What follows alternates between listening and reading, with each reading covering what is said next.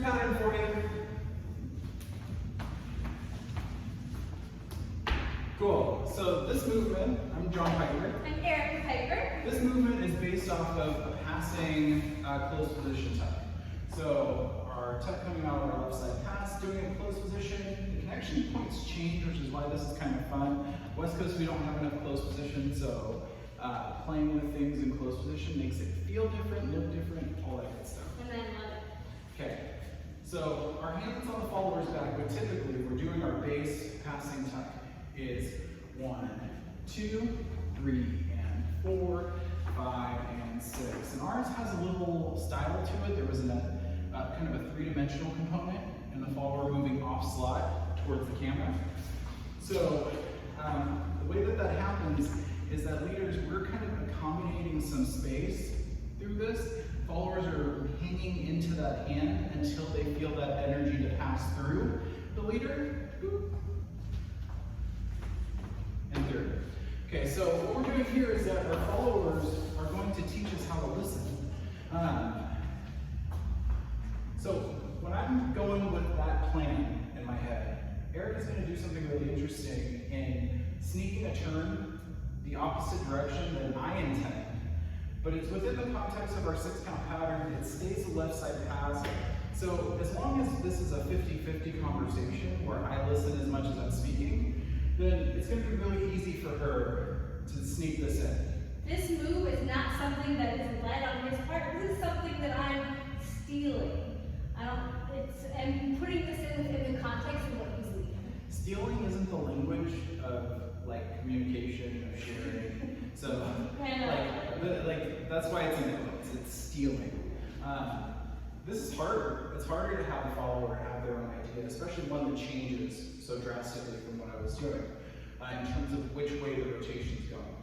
Followers, I'm sunk back into this connection. I'm always looking back to Phil, so his hand is always up against my back. Yeah, this shoulder blade, hand position closed.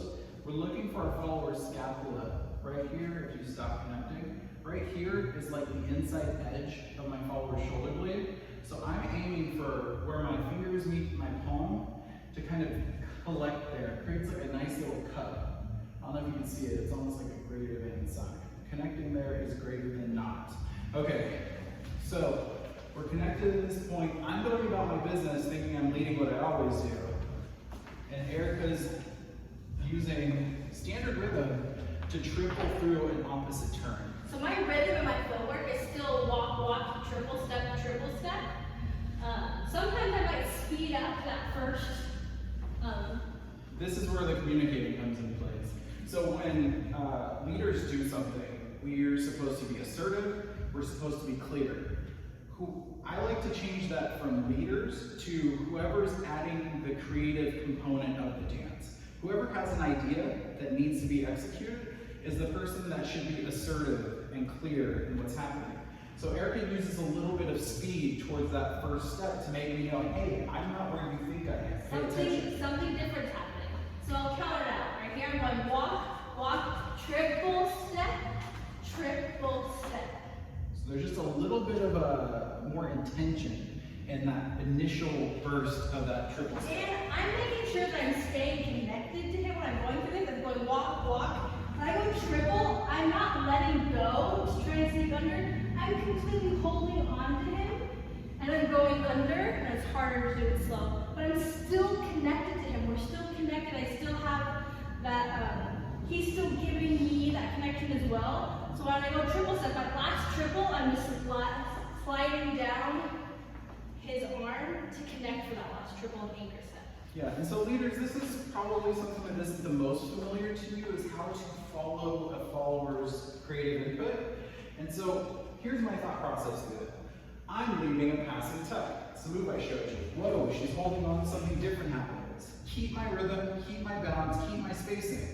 If she were to book off of this, I would go with her because I'm paying attention to what she's showing me at that point. So she's not doing that. She's keeping a standard left side pass positioning, which means that by this 4 to 6, we're within range to make an anchor. So I'm just going I'm doing my thing. Whoa, this is different. Keep my rhythm. I love that. Okay. My biggest thing as a follower that I need from my leaders is don't disconnect from me. That's what I think happens. The number one thing that happens is the leader goes, oh, something weird's happening. Like, I don't want to hurt you. Let me get away. And because she's connected into my arm, all I have to do is provide resistance. I don't know if this is a term that we use a ton in the West Coast, but from my ballroom background, resistance is kind of everything. We'll talk about kind of stretch and like moving into the connection and filling space. Those are all specific types of resistance. The resistance we're looking for here is when she pushes and clamps down on my arm, I don't just cower away from it. I push back slightly. So we're maintaining pressure together as we're moving through this, and I'm just trying to be a supportive partner at that point. Now, the bonus for this is when she throws weird stuff at you, cool, throw weird stuff at her. And it's just a matter of understanding the situation, understanding the relationship and the communication between you. There's so many cool things that you can do when you do that, but it involves slowing down, listening as much as you speak, and assertive, clear ideas from our followers. I'm not doing this stuff and going, oh, I think this is what I want to do. I think, oh, I need to get back here. If that's the best idea you have for this movement, it's not going to go very well. Erica's like, I'm going to turn them the opposite way and I'm going to get to a place I know is safe, which is that form. Which is that foreign to anger. Yeah. So of course, if you have any questions, let us know. But I love that move. I love things that are in 12 positions. That's one of my favorite. Yeah, and I love it when followers knock me out of my routine. So, any followers that I get to dance with in the future, screw me up. I love it.